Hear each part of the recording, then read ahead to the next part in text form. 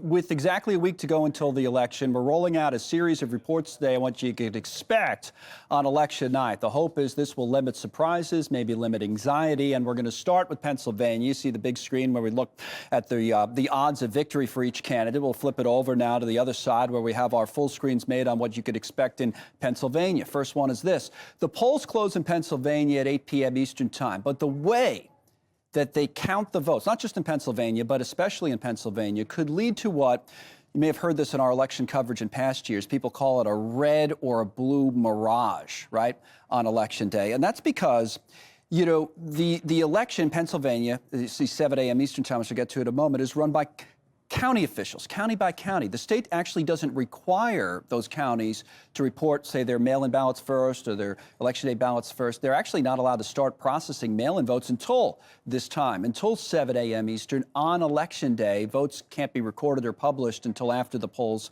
close. So what does that mean? Well, it means we could see just a huge chunk of mail-ins coming in from different counties at different points at the night. And remember, this is what sort of happened last time. Doesn't mean it'll happen the same way that it did last time, but the history kind of is a good guide to remember here. When Joe Biden won the state in 2020, he actually took a big lead when the early votes were counted. That was early in the night. A lot of people don't remember that because they do remember that Donald Trump then pulled ahead, took a lead of his own as some of the counties started to report Election Day votes. Remember, Republicans back then especially were largely voting on Election Day. But Biden eventually regained a narrow lead, and that was thanks really to the mail-in ballots coming in. He won, as you see there, by like 80,000 votes. And, you know, nothing was rigged. There was no funny business going on. It's just the way it was reported.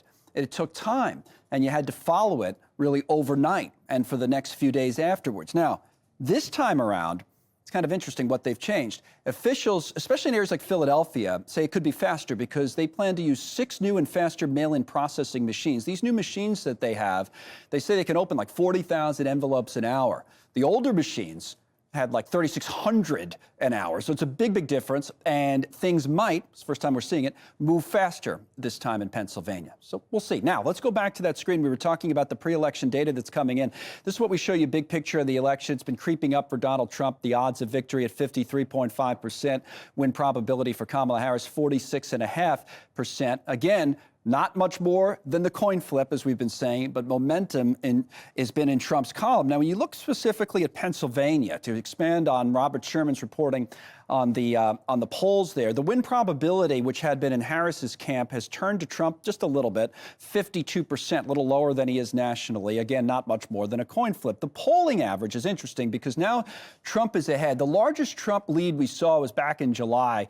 Just when Harris got into the race, he was up like 3.5 points. But then early September, Harris was up a little over 2 points. Then it goes back the other way. 0.5% is the average lead for the Republicans. And then finally, geographically on the counties, I'm just pulling up the 2020 presidential race there and zoning in on some of these counties in Pennsylvania. We talking about the red area, especially look, Western Pennsylvania, Trump strength there. How do you offset that if you're Joe Biden, if you're Donald Trump? So Biden wins 50-49. Trump's strong in here. Biden really did it in the suburbs around Philadelphia. That will be very important this time for Harris. You know, Trump may be offsetting that a little bit or trying to today. Where is he? Well, his first stop of 2 is in Delaware County. This is an example. All these collar counties around Philadelphia are examples of this that have been trending more blue over the years. So Hillary Clinton gets 60%, Joe Biden gets 63%. The other 3 counties around Philly in the suburbs are the same way. Trump maybe tries to cut into margins there. And the second place he's going to be today, and this is going to be interesting, in the Lehigh Valley, we'll see him in Lehigh County. I would say right next door, by the way. It's the swingiest county of them all, Northampton County, where Eastern Pennsylvania is.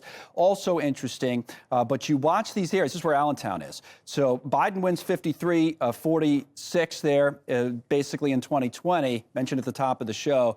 Latino vote could be important. So if this issue with Puerto Rico is going to come up, maybe it comes up in somewhere like Lehigh County or in the Philly suburbs.